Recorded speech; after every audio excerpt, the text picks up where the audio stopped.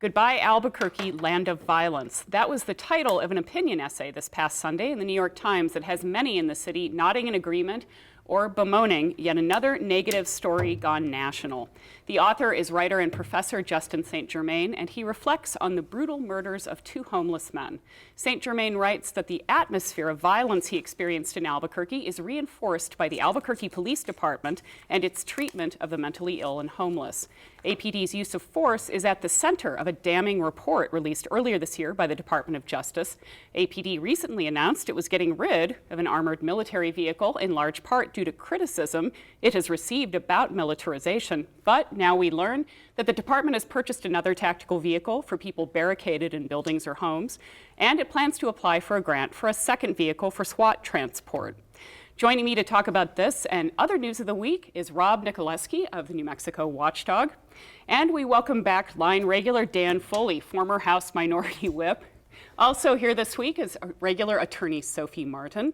And returning to the line table is former State Representative Janice Arnold-Jones.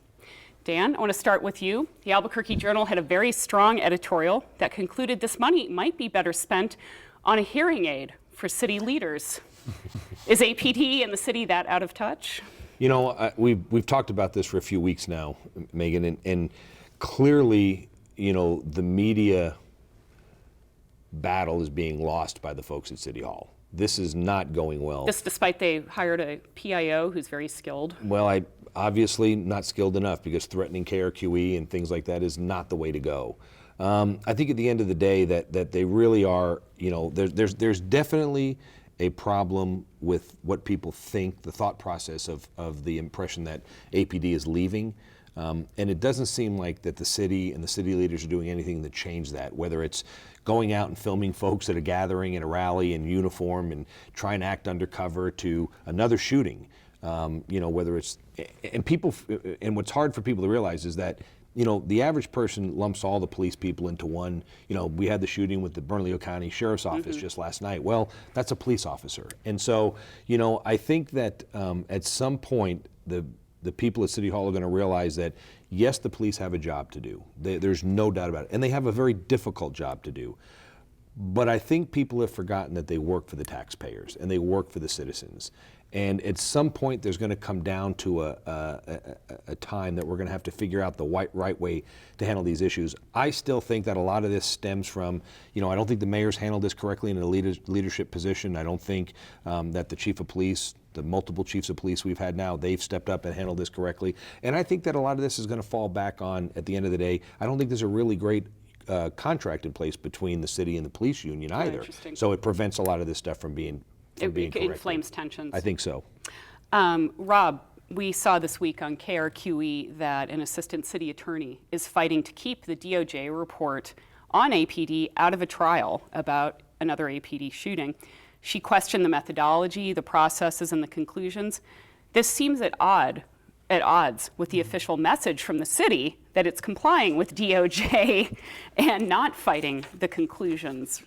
Is it just a legal tactic, or why this mixed messages? Does that go to what Dan's saying? I think a lot of these are mixed messages. In going back to the tactical thing, and you know, I wrote about this on my website, and the headline I used was an MRAP switcheroo, because that's what it was. At least in the impression that was left was, okay, we're getting rid of this MRAP, right, this mine-resistant military armored vehicle, and the people at APD said the big reason why was they heard concerns from people about the over-militarization of police forces, not just in Albuquerque, but across the country in this 1033 program. But then a couple days later, the Journal discovers that we're got one on order. Yeah, and the other thing too is that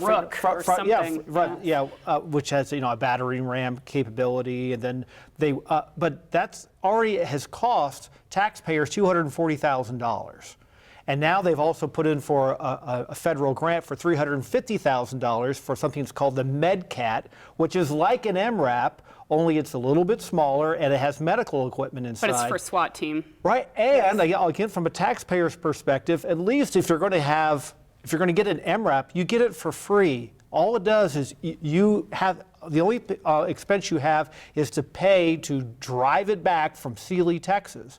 So now we've spent if we get the grant, and naturally that's not going to come from Albuquerque taxpayers, but it will come from American taxpayers, we're going to spend almost $600,000 for 2 tactical units. Couldn't you use that money better by having more foot patrolmen on the street? Well, that's a good point. In the DOJ, of course, the SWAT team operations were one of the biggest points of criticism in the report, Sophie. It just boggles the mind. This comes on the heels of an announcement from APD that they are equipping police officers with assault rifles. They are. Now, they don't let the officers buy their own rifles anymore, right? That was... Well, weapons. saving those officers a little bit of money, but the It was message supposed to be that a good came out, thing. but the message that came out was, we're putting all these guns on the street in the hands of police officers. Now we're doing this business with the armored vehicles. It's this constant drumbeat of, look at how heavily armored APD is. Now, I had this really interesting experience this week. A friend who still owns a home in Albuquerque but lives out of town called me to ask why she was having so much trouble renting her house. And she keeps hearing from potential renters that they're fearful of the neighborhood, which is a perfectly fine neighborhood. They're fearful of the neighborhood. She said, "What's going on there?" Are they from out of town, or They're from out of town. I said, She said, "What's going on there?" I said, I think some people are afraid of the police, and some people view the number of shootings, this militarization, as a sign that Albuquerque is extraordinarily dangerous, because we wouldn't have that police presence if it wasn't a terrible city. And then we hear things like our rate of violent crime is extraordinarily high for the size of the city. We have real challenges here. I'm also reminded, though, of a thing that the mayor of New York City did not too long ago, in which he said, you know what, we in New York, we have made mistakes, and we are going to make payments we're going to stop fighting some of these cases. We're going to make payments to plaintiffs who are suing the city who were in fact aggrieved, and that has helped to turn around. Pardon me. That's a big problem in Albuquerque. They will not pay, and their It's helped to stance is- have turn paid a around ton. Their the stance is to perception fight of it as City far as Hall they in New can, York. though. It has helped to turn Yeah. that around. You're right. And we're not seeing that kind of, it doesn't mean that the city has to capitulate on all of it, but we're not seeing thoughtful engagement. We're seeing hard lines drawn. Janice, to that point, there's been a lot of hand-wringing since Mr. St. Germain's article came out from business leaders and others. They talk about improving the perception. As Sophie mentioned, there's this perception. But what about getting more actively involved in actually changing what's happening here? Well, I would like to see that. I'm reading the documents coming out from the DOJ, the agreements that are there, and I keep going, where is the there? Because there's nothing there. You mean in terms of moving ahead?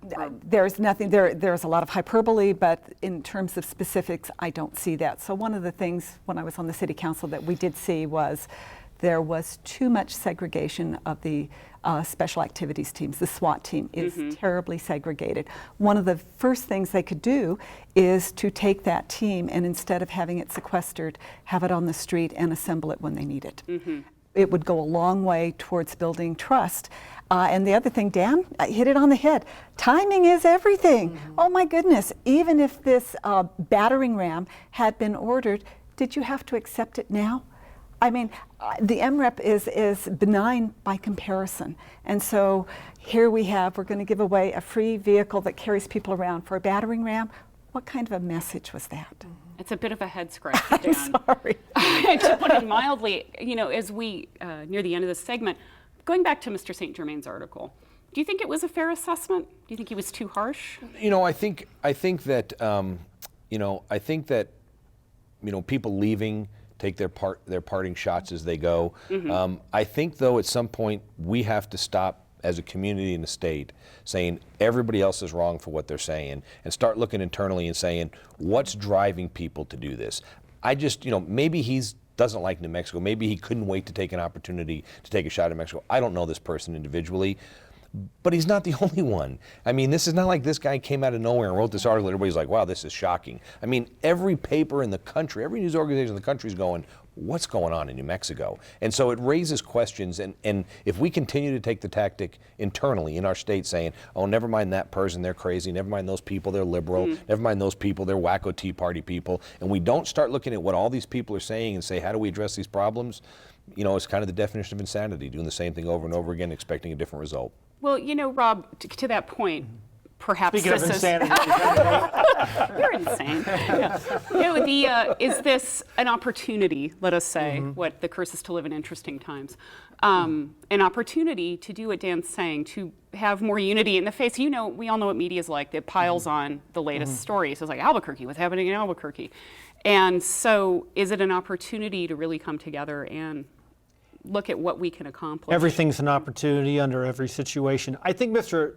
St. Germain's article was a little bit unfair, and I know we're at the end of the segment, so I'll say it very quickly, that I think he laid too much blame, especially on the death of the homeless people, making a connection that I didn't quite see between that and the bludgeoning death of those two homeless Really? people. Because you didn't see, he felt like the police treated the homeless badly and set a bad example, so why should anyone act differently? But I think that's a real stretch to say that those kids were thinking that when they were bludgeoning the heads of these two homeless people. Okay.